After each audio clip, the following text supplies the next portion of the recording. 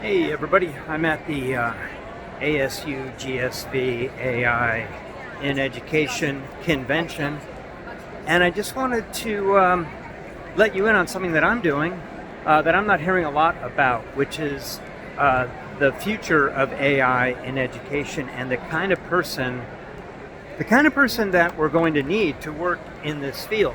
Now, because it's NLP, which is natural language programming, this opens up the door, I think, to more people who are good in communication, English language.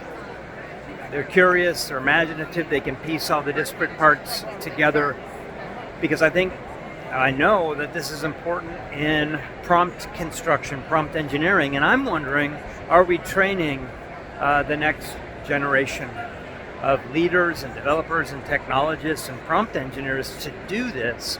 Because I think because it's English language and not typical programming language, this is going to require, I think, a different type of thinking and a different part of the brain. And this is a topic that's strangely, to me, not being talked about too much.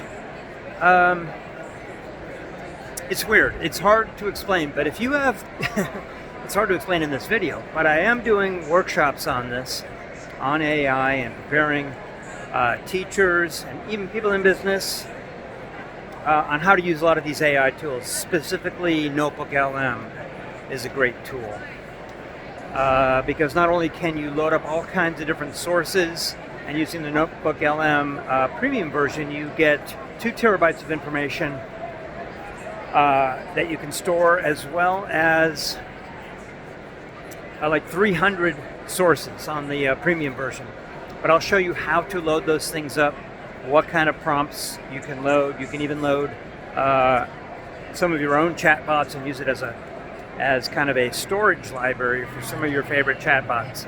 So contact me at glidercell.com. Thank you.